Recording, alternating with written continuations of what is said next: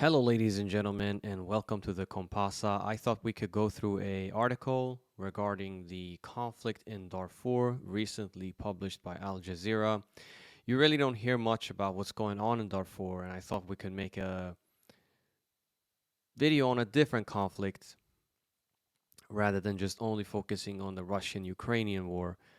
I have had a quite a long interest in the Darfur conflict since I was a teenager, young teenager, and it's a conflict that's not really spoken of that much anymore. But it's recently gathered a little bit of attention again.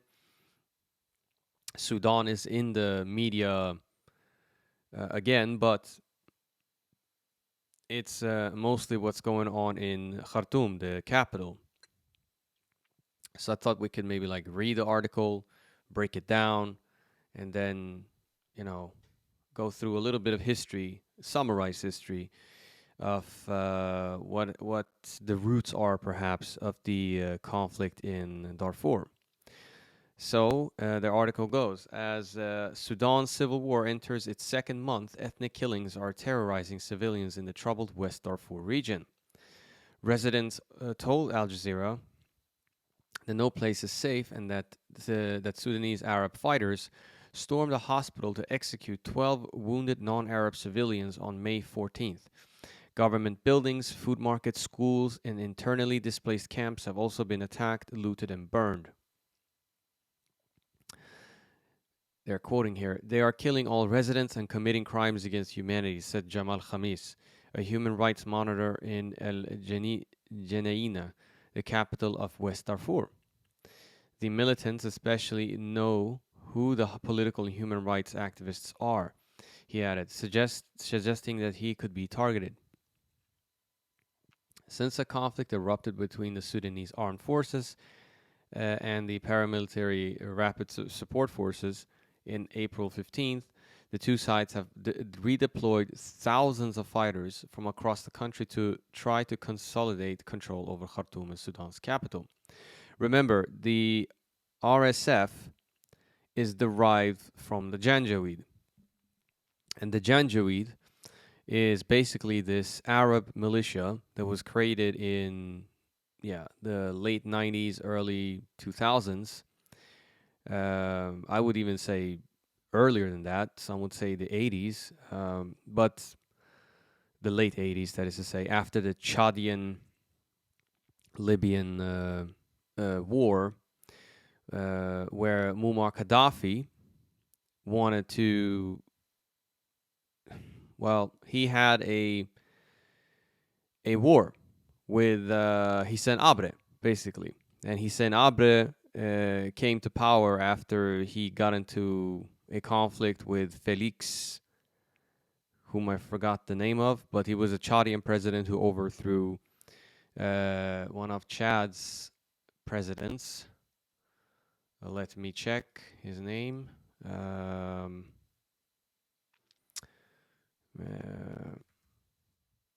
just real quick because I just had it in my head, but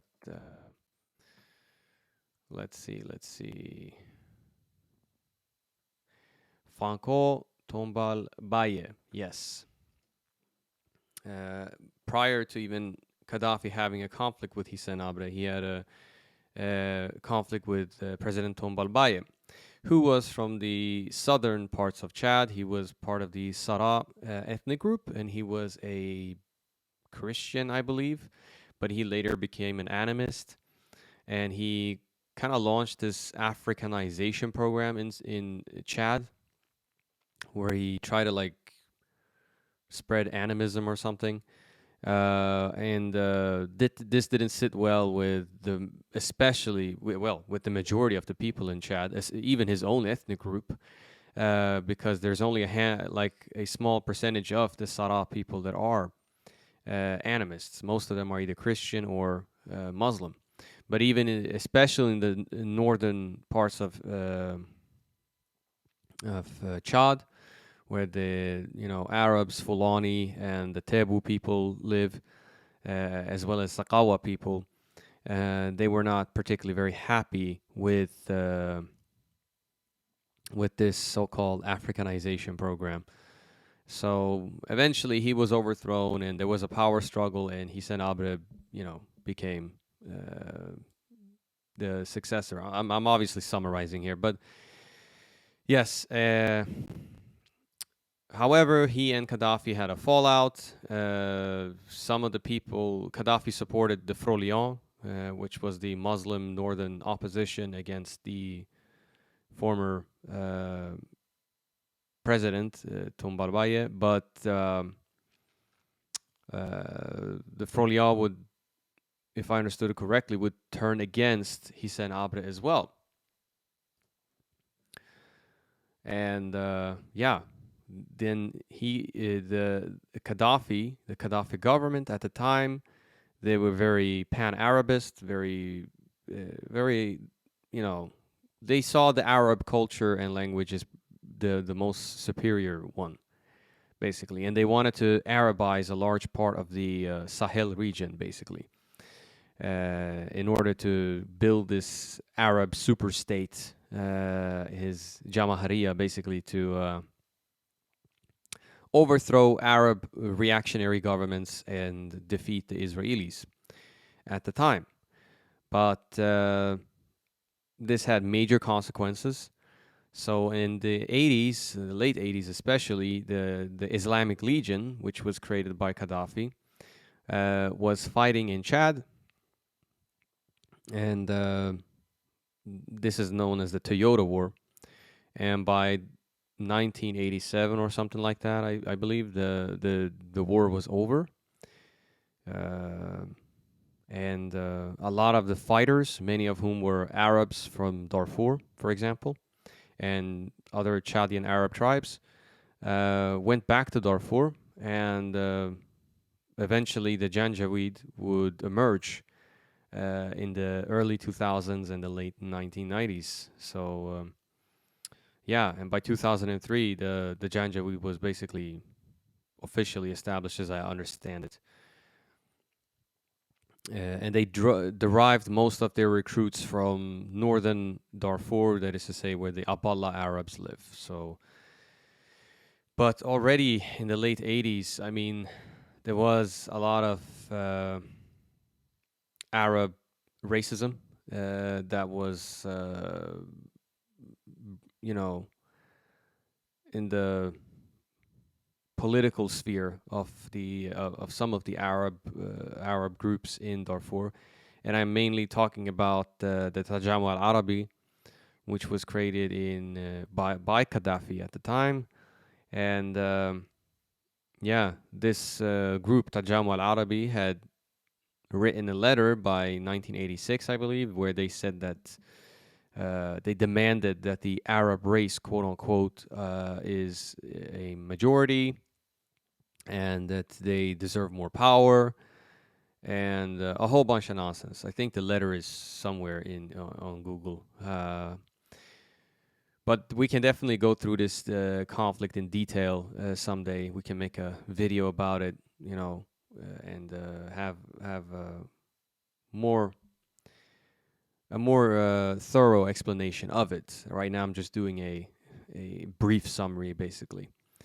But yes, the Tajamu al Arabi, which was a secret Arab supremacist group, were responsible for a lot of the hysteria and in this area, so to speak. And then obviously you have drought, which I would say is probably the main reason why things are where they are. Why it is the way it is, basically.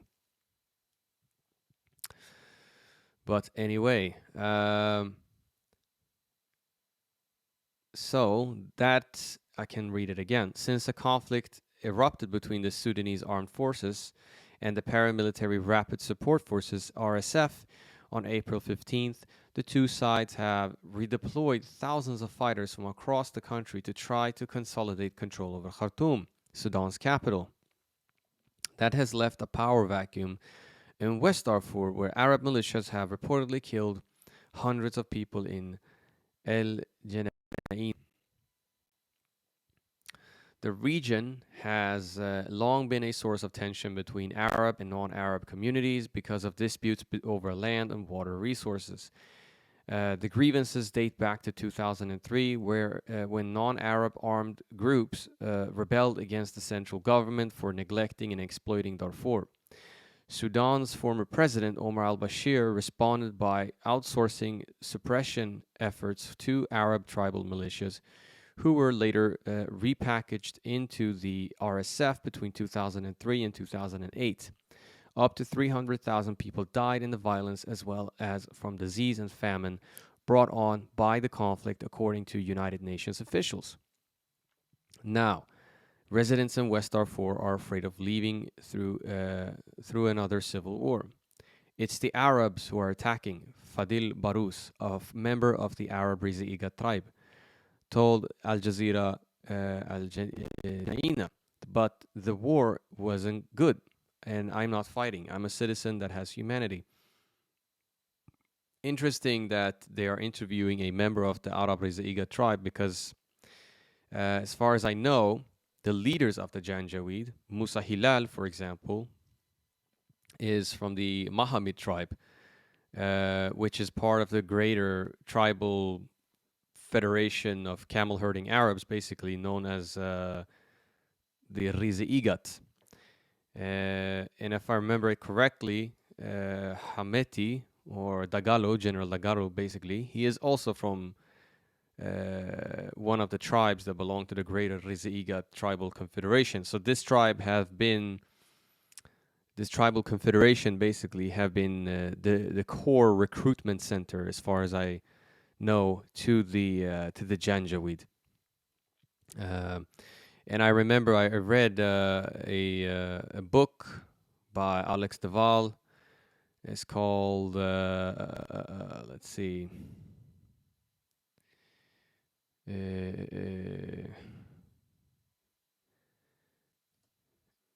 We can Google it real fast. Actually, why are we even?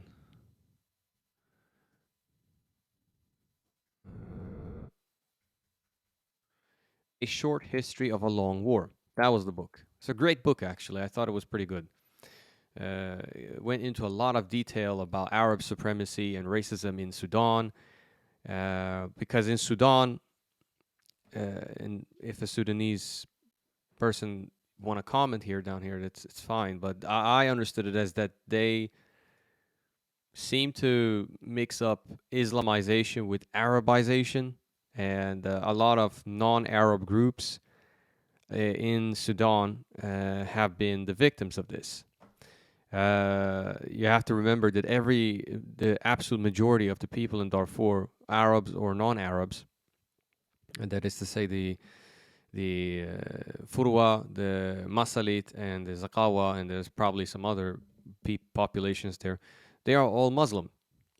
So this isn't a religious conflict. It's, I would say, a resource conflict that has been justified with um, with racism to a large extent, because now it happens to be so that the Arab tribes in Darfur have live a more nomadic lifestyle, and these sedentary Africans tend to be farmers, sedentary farmers, that is to say. And the Arabs, they need new land to graze on, and basically the African tribes are in the way. Now, there are another group of Arabs called the Bagara Arabs, known as cattle herders. They have also been, to at least to a lesser extent, as far as I know, been recruited to the Janjaweed, but not as much as the camel herders, because the camel herding Abala Arabs were given the worst lands, basically, by the Sultanate of Darfur when it was a independent sultanate, that is to say. But we can go on. The region has long been a source of tension between Arab and non-Arab communities because of disputes over land and water resources, as we spoke about. The grievances date back to 2003, when non-Arab armed groups rebelled against the central government for neglecting exploiting Darfur. I would actually say that the grievance started even earlier. Uh, to a certain extent. Although 2003 probably was the breaking point, but we talked about the late 80s, where Arab supremacist thought was influencing a lot of Abala Arabs, especially. So, yeah. Sudan's former president Omar al-Bashir responded by outsourcing suppression efforts to Arab tribal militias, who were later repackaged into the RSF between 2003 and 8. Up to 300,000 people died in the violence, as well as from diseases and famine brought on by the conflict, according to the United Nations officials.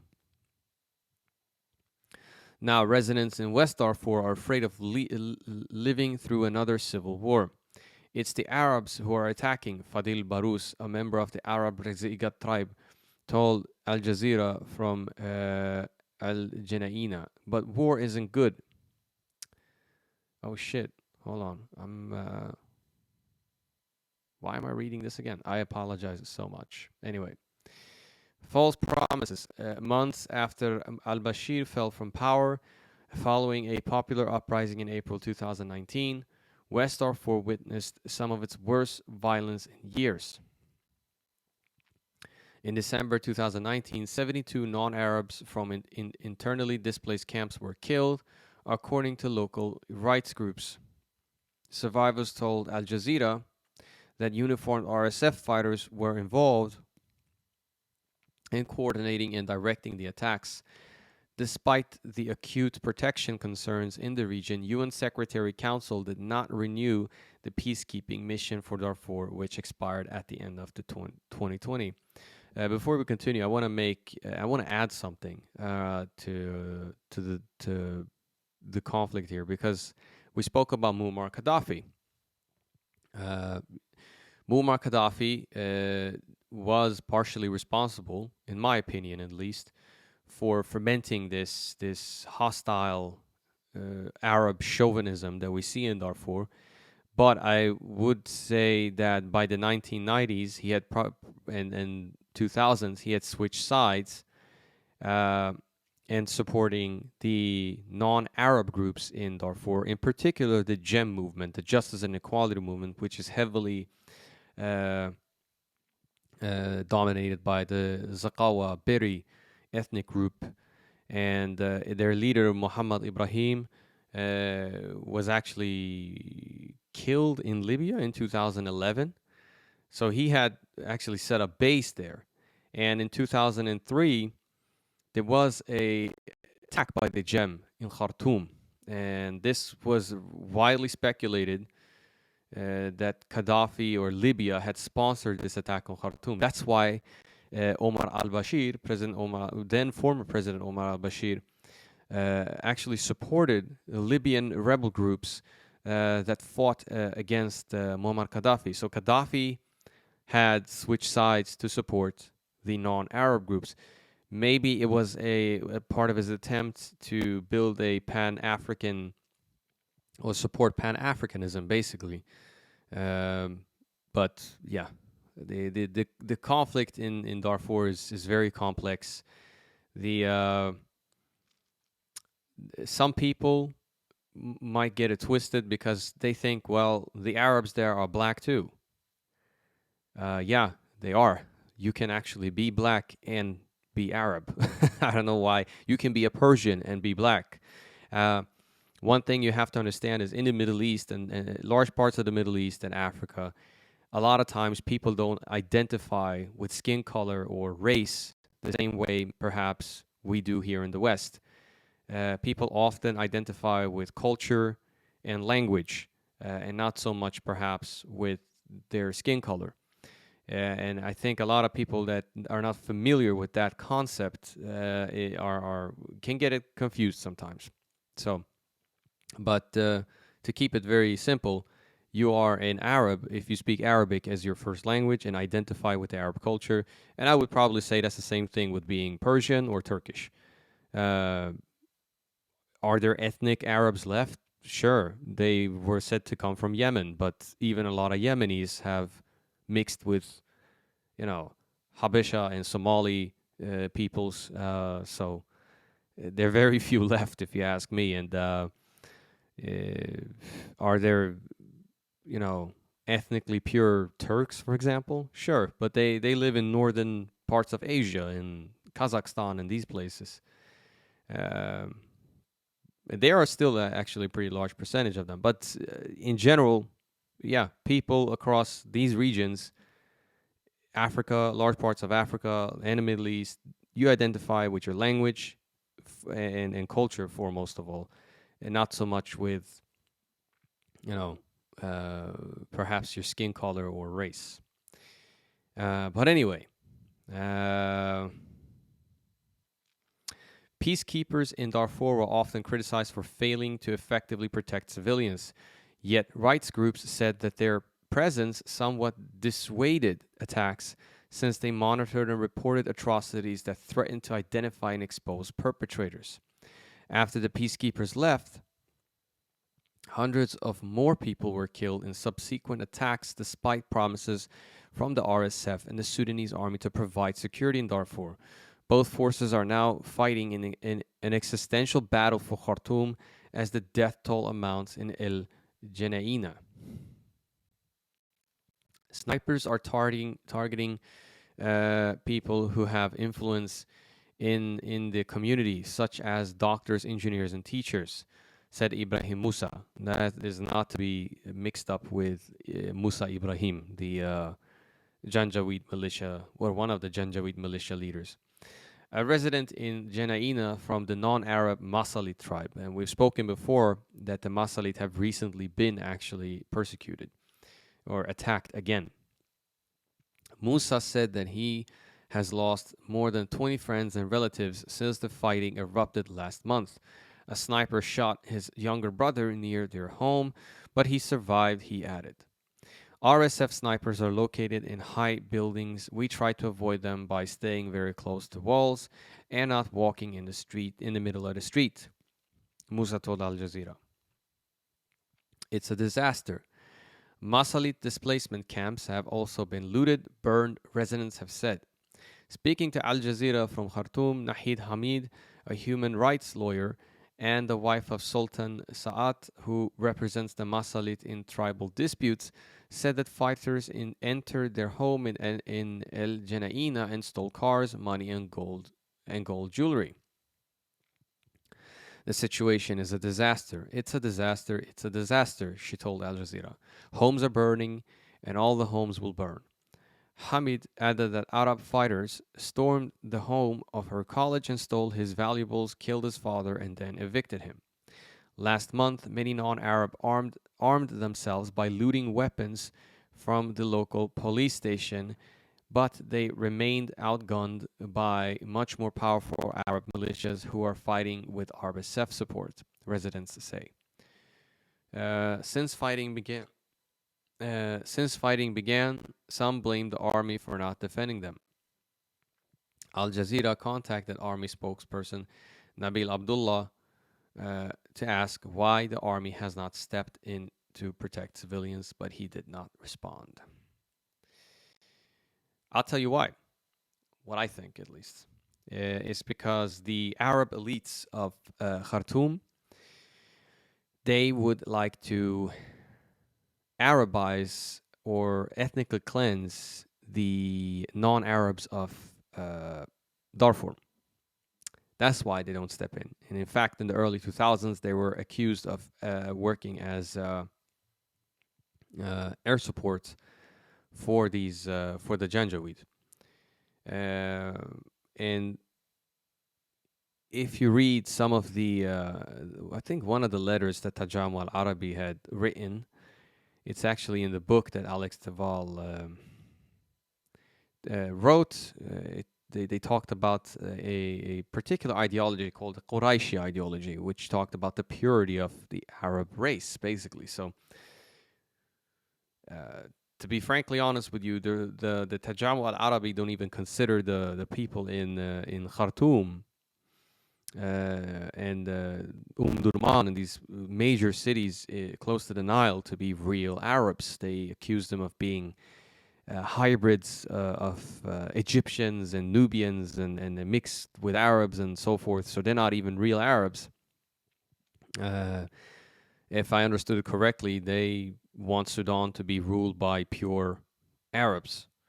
I think this is a crazy ideology, very similar to, well, National Socialism, basically. But let's proceed.